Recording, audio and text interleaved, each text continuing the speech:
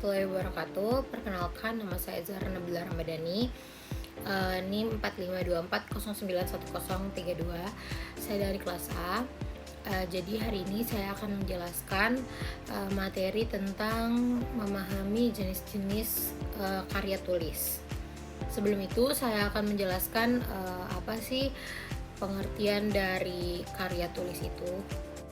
Karya ilmiah merupakan karya tulis yang menyajikan gagasan, deskripsi, atau pemecahan masalah secara sistematis, disajikan secara objektif dan jujur dengan menggunakan bahasa yang baku, serta didukung oleh fakta, teori, dan bukti-bukti empiris.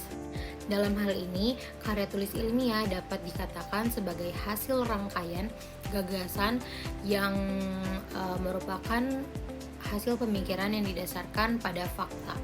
Peristiwa atau gejala yang disampaikan itu secara akurat dan dapat dipertanggungjawabkan.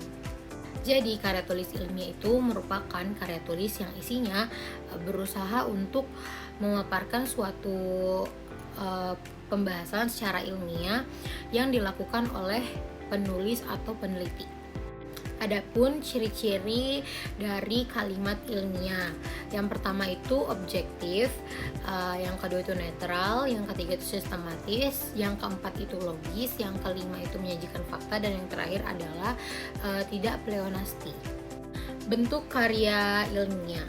Karya ilmiah dapat dilihat dari bentuk penyajian atau bahasa dan kajiannya. Dari segi bentuk penyajiannya sebagai karya tulis ilmiah memang disajikan oleh kalangan tertentu. Karya tulis seperti ini disebut karya tulis ilmiah akademis atau pendidikan. Karya tulis ilmiah terbagi atas artikel ilmiah populer, artikel ilmiah, disertai, tesis, skripsi, kertas kerja, dan makalah. Adapun tujuan dari penulisan karya ilmiah adalah untuk berkomunikasi dengan orang lain tentang ilmu. Karya ilmiah memiliki beberapa ciri, antara lain ditulis secara sistematis, menggunakan kaidah keilmuan, dan memberikan pemahaman secara detail. Yang selanjutnya itu adalah struktur karya ilmiah, terbagi menjadi 3. Yang pertama itu pendahuluan. Bagian pendahuluan berisi dasar-dasar penelitian ilmiah dilakukan, masalah yang diangkat, dan mekanisme penyelesaian masalah itu. Yang kedua itu isi dan pembahasan. Bagian isi dan pembahasan ini bisa terdiri dari 1 atau lebih bab.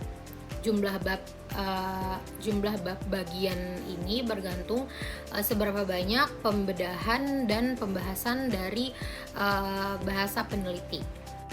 Dan yang terakhir adalah kesimpulan. Bagian kesimpulan ini berisi kesimpulan dari hasil analisis pada bagian isi dan pembahasan. Kesimpulan yang disampaikan pada bagian ini berupa penjelasan singkat dan padat mengenai hasil analisis. Biasanya bagian ini hanya terdiri dari 1 bab. Selanjutnya kita ke ciri-ciri karya ilmiah. Ciri-ciri karya ilmiah yang pertama itu adalah reproduktif. Artinya, karya ilmiah ditulis oleh peneliti atau penulis harus diterima dan dimaknai oleh pembacanya sesuai dengan makna yang ingin disampaikan. Yang kedua, tidak ambigu. Ciri ini ada kaitannya dengan reproduktif. Yang ketiga itu tidak emotif. Tidak emotif artinya karya ilmiah ditulis tidak melibatkan aspek perasaan dari penulisnya. Yang keempat itu menggunakan bahasa baku agar mudah dipahami. Yang kelima itu menggunakan kaidah keilmuan. Penulisan karya ilmiah harus menggunakan kaidah keilmuan atau istilah-istilah akademik dari bidang peneliti si penulis. Dan yang keenam itu bersifat dekoratif. Artinya, penulis karya ilmiah harus menggunakan istilah atau kata yang memiliki satu makna. Yang ketujuh itu terdapat kohesi. Artinya, karya ilmiah harus memiliki kesinambungan antara bagian dan babnya bersifat straightforward, maksudnya ialah tidak bertele-tele. Yang kedelapan itu bersifat objektif, karya ilmiah harus bersifat objektif. Dan yang terakhir adalah menggunakan kalimat efektif.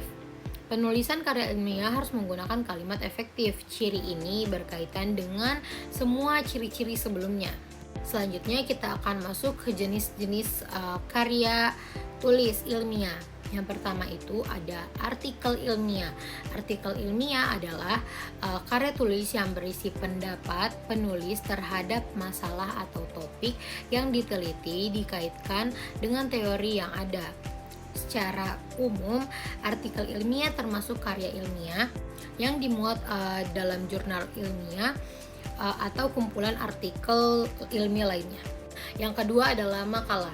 Makalah adalah karya tulis ilmiah yang kajian masalahnya berdasarkan data di lapangan yang bersifat empiris, objektif.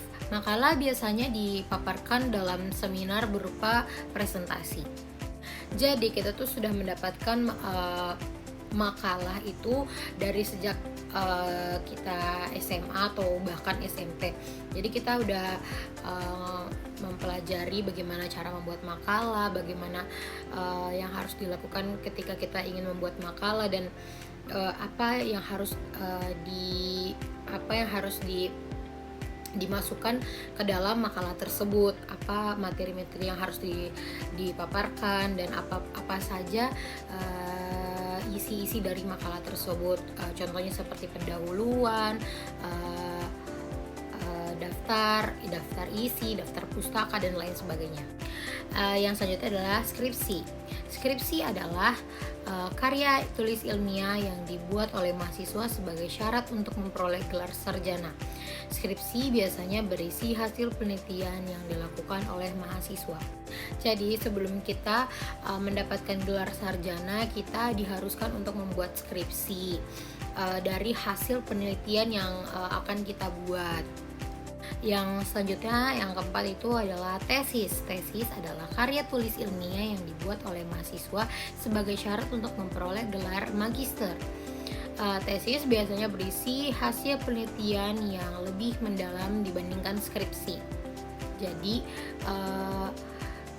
setelah skripsi itu ada yang namanya tesis untuk mendapatkan gelar yang lebih tinggi dari sarjana. Yang kelima adalah disertasi. Disertasi adalah karya tulis ilmiah yang dibuat oleh mahasiswa sebagai syarat untuk memperoleh gelar doktor. Disertasi biasanya berisi hasil penelitian yang lebih kompleks dan mendalam dibandingkan tesis. Jadi disertasi itu lebih mendalam lagi, lebih kompleks lagi dibandingkan tesis dan skripsi. Yang keenam adalah paper. Paper adalah karya tulis ilmiah yang berisi hasil penelitian atau analisis terhadap suatu topik tertentu.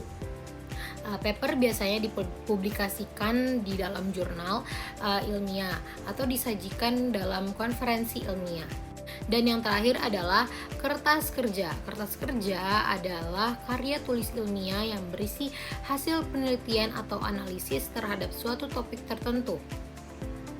Kertas kerja biasanya dipresentasikan dalam seminar atau konferensi. Itulah tadi jenis-jenis karya tulis ilmiah. Selanjutnya, karya ilmiah dapat ditulis dalam berbagai bentuk penyajian. Setiap bentuk itu berbeda dalam hal kelengkapan strukturnya. Secara umum, bentuk penyajian karya ilmiah terbagi ke dalam 3 jenis, yaitu bentuk populer, bentuk semi formal, dan bentuk formal. Sekian materi yang dapat saya sampaikan, lebih dan kurangnya mohon dimaafkan. Wassalamualaikum warahmatullahi wabarakatuh.